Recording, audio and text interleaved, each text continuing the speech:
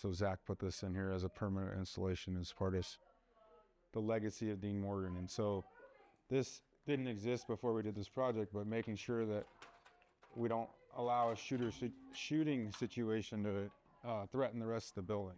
So like I was saying, the main function of the entire project, or the main reason why they did this project, was to get rid of the portables that were outside.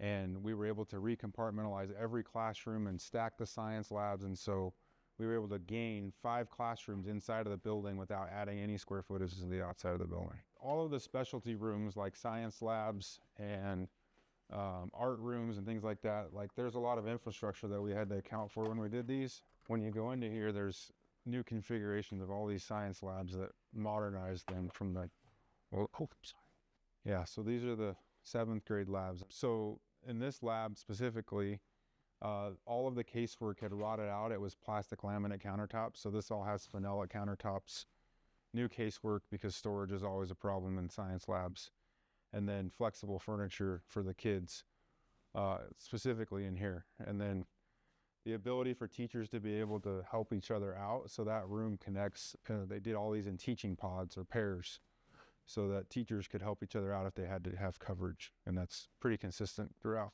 This wing is all just general classrooms. Like I said, I think this is all 6th grade math, English, but it's all set up in a way that we normalized each of the classrooms to be a consistent square footage, because previously some classrooms were like 1.5 times the size of the others, and some of them were 1/3 the size, and so we normalized all the classroom spaces. Down here, this is the special ed wing and the level 1 Title I area. And so this area was reconfigured to meet modern ADA requirements and federal standards for these types of classrooms. Is it? Oh, perfect. Thanks. I never open. I need with the gold shoes. I need. Detention, we don't want that. Detention. Is that? So this science lab combines the 7th grade classrooms and allows the teachers to be able to cover each other if one of them has to step out. And it has all the wet lab infrastructure to support both classes. So we did lots of new cabinetry, modernized vanilla countertops, which allows them to have spill surfaces that are easily cleaned. And we put in all new technology for teaching and Promethean boards and things of that nature. So it just replaced all of those that had worn out in the past. When we do CTE classrooms or construction trade classrooms, there's usually a clean lab and a dirty lab. And so this is the clean classroom side of things. And so you'll see they've got a laser cutter. They'll put 3D printers in here. They might have some routing tables in here, but this is all things that don't require exhaust or dust. And then, so they would do like a class setting on this side, and then they would come out here and actually build things. So in here, all the infrastructure that we had to put included all of the ductwork and the exhaust. There's a wood dust collection system that is captured outside, and all the lathes and all the woodworking tools are set up for students' use. We always have to worry about wood storage and making sure that we have racks for wood storage that comes in on deliveries. And then in between here, I think there's a routing table. But yeah, this is a CNC router that's set up. So this is all connected into the dust collection system so kids can route out wood shop things. Then this is the welding lab. I'll catch the light here. Yeah, so this here is the welding lab. You can tell that this is very much the middle of the semester, so there's lots of project work spread out, and students are actively working on metal bending, cutting, fabrication. We have 3D printers.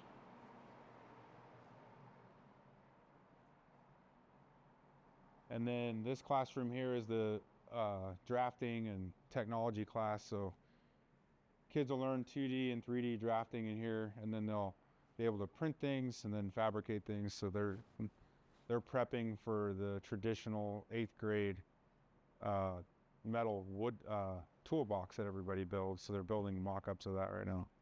So in this room, these kids learn how to do functional life skills. And so they're trained on how to cook and clean and do all these occupational things. They learn how to tell time.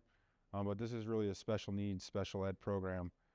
And these have become more common in every school that we do. And some schools focus specifically on this type of training. So lots of storage needs, lots of supply needs, because every day they're working with kids in different capacities to teach them how to live, basically. Yeah, a really interesting story about this corridor is that we had to tear up the main sewer line, which ran all the way from those doors all the way to the end of this hallway. And so we have pictures that we'll show you of a 6-foot wide trench that's 6 feet deep, and dirt just piled up on all of the lockers on either side. And we had to replace that all in a summer, so it got done rather quickly. This should be the music room. Yeah, at least today. So choir room, this was all redone. Tons of storage. This is all music storage, set up with risers, and really tried to hone in just spatially how to make this fit. In the modules, this isn't a normal classroom size or module that we would design a new choir room, but we had to work within the existing building footprint. So that was a challenge early on. Also in this room in particular, when you put 30 bodies in here, the heat gets really hot with all those kids moving. And so this has a dedicated cooling system just for this room to accommodate that number of kids. Not that right there. That the one. Uh-huh. Yep, just dumping cold air on those kids while they're standing there.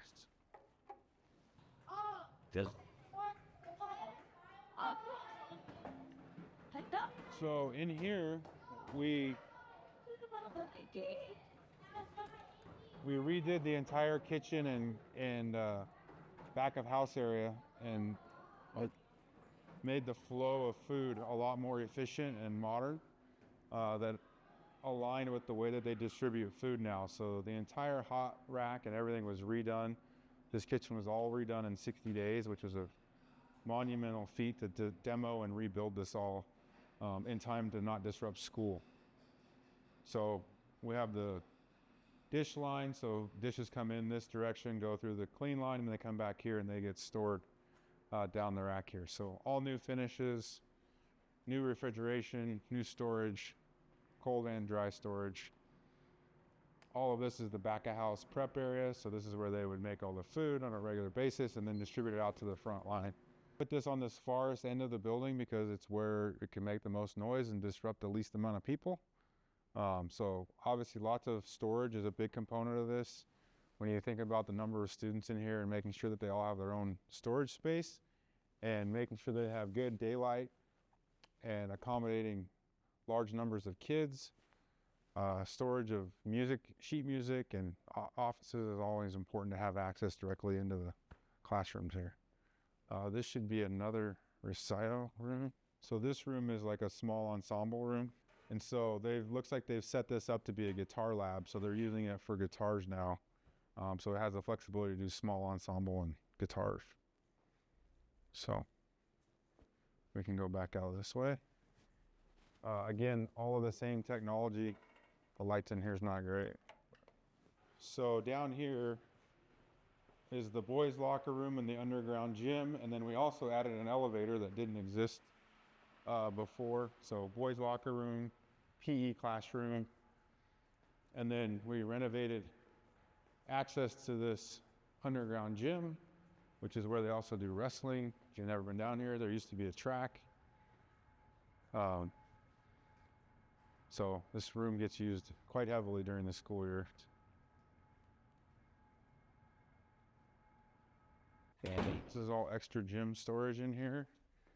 And then the main boiler room, which is down here, which nobody ever understands or appreciates. Oh, this is another storage room that we built.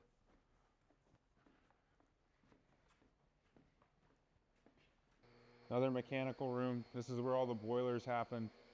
We replaced all of the boilers, and this is what heats and cools the building on a regular basis. And so all of the maintenance and all the underbelly, like this is a piece of the building that people don't think about, but it requires a lot of thought and process on how to get all these systems distributed throughout the building here. So didn't really talk about is the library upstairs, which we'll want to shoot, and the functional family and consumer sciences classrooms, which are really the foods, home ec, and sewing classrooms. So this whole project was 27 phases over 3.5 years. We used state funding over 4 different fiscal years to help pay for the construction. And so we had to manage this building the entire time while having kids and teachers in the building for 3.5 years. And so that was one of the bigger challenges, was how do you renovate a building without ever vacating the building and maintain code and safety the entire time. So it became a bit of a turtle shell game where we were like moving teachers and classes around on a regular basis.